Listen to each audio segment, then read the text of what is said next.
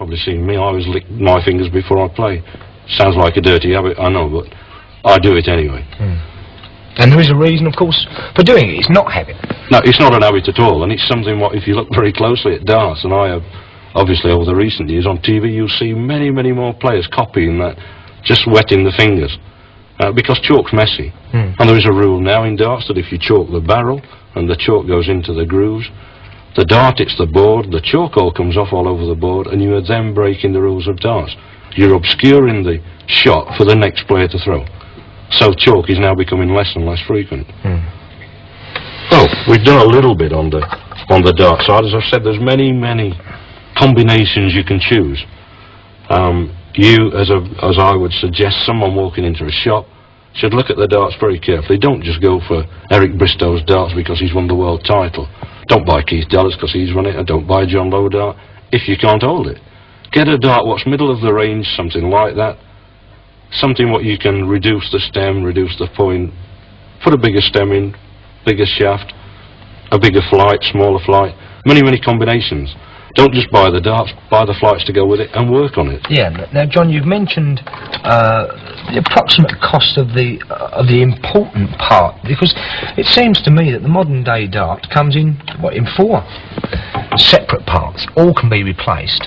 That's right. But the tungsten centre, the tungsten shaft, I believe as you call it, that is the important part of the dart. I know the other 3 aspects go up to make the dart, but the important choice would be on either the length or the density or the importance placed on tungsten may be sometimes overrated. I say this because if people can win events with brass darts and they throw well and they go through the air well, what is the need to pay 10 times that amount for a set of tungsten? I'm not suggesting that somebody's parents goes out and buys a young child of 6-year-old a set of £20 tungsten darts. They can quite easily practice with a £2.50 set of brass darts. If he then wants to progress to tungsten, then the change is made. It does obviously help if you can buy the right set from the beginning, because like we've said all along, get a good board, the right height, the right throw, set off right. But £20 is a lot of money to expect parents to pay for youngsters that they may want to not play after 6 months. So there's just as much enjoyment getting a set of brass darts. They work equally as well, but as you can see by the size, they hide the treble, and that's the most important part of the game, getting the darts into the treble, as many as we can. Obviously from our future champion point of view, you know, it would be recommended. But what is the kind of, we've talked about the grooves now, John, but they seem, and to a total layman, they seem to vary such a lot in weight. Is that according to size, or the size of the actual dart? Would that determine the weight? Would this be on a longer barrel? Would that automatically weigh less or more than your own darts which are shorter? Yes, the weight of a dart varies again. It gets very technical, and it's not something a beginner really wants to know. Provided he's got a set of darts that says on the box, like Unicorn for instance, put on here 24.7 gram. That is guaranteed to minus or plus 1% of a gram in all the 3 barrows. That is a very good guarantee. But I mean, we take that as face value, and we take it out of the shop and take it out and we throw it and we say, well, I've got a 24 gram dart. A gram, by the way, is a Kleenex tissue. So anyone who thinks a gram is a very heavy weight, it's a Kleenex tissue. So if we sharpen it 30 or 40 times, we may have lost that gram in one dart, especially if we don't sharpen the other 2. So weights again can be made, as it says on here, a T80. So that's 80% nickel to 20% alloy, or 20% nickel and 80% tungsten, the mixture. We can buy the exact same dart with more tungsten in, more nickel mixed in as well, and we get a different weight dart in exactly the same shape. So weights can come in different sizes, but in also different kinds of material that's used to make the dart up.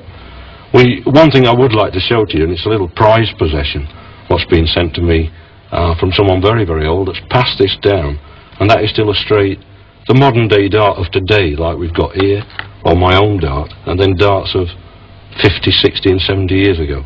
People say, as the game changed, look at your dart. It's just a dart, and it's got a fancy stem where it comes out of the side. It doesn't go out the top anymore, That's not because my eyes are bad, it's because the manufacturers have come up with what I think is a brilliant idea, where the flight goes through the side. It's spring-loaded. It moves out of the way of the next dart coming into the board, and it still goes back to its own shape. Now we look at this. This is something that I'm particularly pleased of, and I know there's not many of these left around anywhere in the world. This is made by the same people, Unicorn, and this was made over 50 years ago. And this set of darts it's called a Silver Comet. And if we look at it, and the difference between mine and that, it's almost the same. And that is 50 years old? It's over 50 years old. Now we say, well, how come you've got this new Revolution stem? So we look at this, and someone cleverly designed years ago, you take the top off, and the actual flight comes out just same as a slick stick. They're more ingenious because you only have to buy half a flight, so you saved half the money anyway. It's great. And really, if you look at that, and that is going back 50, 60, 70 years, there's not a lot of difference between those two darts. And the performance thrown at the board wouldn't be all that much different either, except that mine is a thinner and it's a shorter barrel. And the most noticeable thing is it's about 3 grams heavier because it's made of an heavier metal. But it just shows that darts maybe has gone full circle. It's probably come right back round to where we started, with a precise piece of engineering which is back to the modern day dart. John, so that's a really truly amazing example of a dart that has, as you said, gone in a full circle, but we're talking about the average player, like myself, the average dart, which you've already described as being around about 24 grams, the medium of the range of a dart, which is, if you're receiving a dart as a present, this would be a good range, and an average medium range to start off with. Then you'll come into your trial and error, which you've placed so much importance on. But you did mention a point earlier which I'd like to pick you up on, and that was that you stated that a range of between 15 and I believe 50 grams is acceptable as a dart. That's right. Oh yes, yes. Well, is there anybody that throws a weight of dart as heavy as 50 grams with any kind of accuracy at all? I wouldn't say there's anybody throws a dart 50 gram. Now, having said that, there's probably going to be 900 people contact me straight away saying that they do. But I don't know anybody who throws one at 50 gram that throws it successfully, very successfully. I know people that throw 12 gram darts, which when you open a window somewhere, the draft through the window actually ticks the dart, wobbles across, which it does with my own, which incidentally are 21 gram. Mine's slightly lighter than the 24, but some people prefer them 23 and 25, so we do them in 3 ways. That's to allow for we think 25 is possibly the highest weight that this will go to at this present time. But with the other end of the scale, the very heavy end of the scale, we can relate quite successfully to a present international player who plays for Wales, what I call Byron Wozencraft, who throws a 42 gram dart.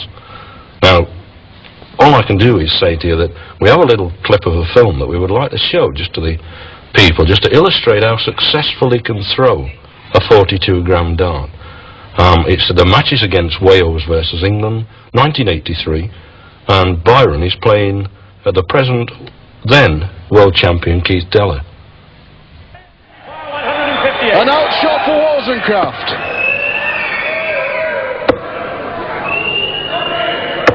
100! England requires 60. Looking at 20, double top. Double top. Double 10. 50.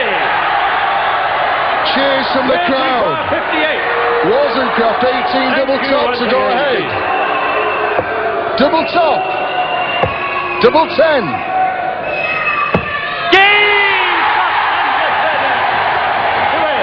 It brings the roof down. Wozencraft goes in front,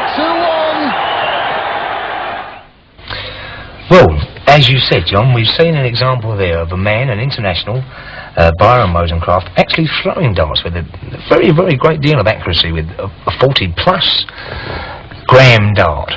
But taking that clip of film as well, I mean, we're talking about darts. Darts is the theme of this particular moment. And I noticed there that Keith Deller's darts seem to be falling apart. They're wobbling all over the place. I mean, there again, that's another aspect, John. What's that about? Well, it's another new thing that's come into darts, and He's called